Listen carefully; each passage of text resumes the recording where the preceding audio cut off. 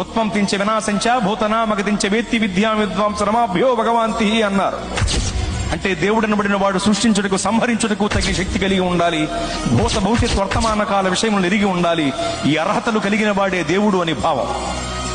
ఈ రెండు అర్హతల్లో మొదటి అర్హత సృష్టించటానికి సంహరించటానికి కావలసిన శక్తి మహాశక్తి. అంటే మహాశక్తి కలిగిన వాడే దేవుడు, అనగా మహాశక్తివంతుడే దేవుడు. మరి మహాశక్తివంతుడు ఎవరు? నలుగురిని నరికినవాడా, 10 మందిని బాధినవాడా?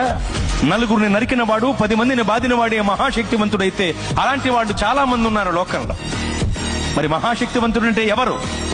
ప్రపంచమంతా దేన్నైతే జయించలేకపోతుందో దానిని జయించిన వాడే మహాశక్తివంతుడు. ప్రపంచమంతా నాటికి నేటికి ఏనాటికి మరణమును జయించలేకపోతోంది. మరణమనే మహమ్మారి మర్యాద లేనిదై మానవ జాతిపై విరుచుకుబడి మరణ మృదంగాన్ని మ్రోగిస్తూ విజయ వికటట్టహాసం చేసి వెర్రవీగుతుంటే మరణమనే మహమ్మారి యొక్క పీచమణిచి దాన్ని ముళ్ళు విరిచి మరణమును జయించి తిరిగి లేచిన మహాశక్తివంతుడు యేసు ప్రభువు వారు మాత్రమే. ఓ మరణమా నీ ముళ్ళు ఎక్కడ, నీ విజయం ఎక్కడ? నీ ప్రభువు అడిగితే మృత్యువుకు ముచ్చెమటలు పట్టాయి.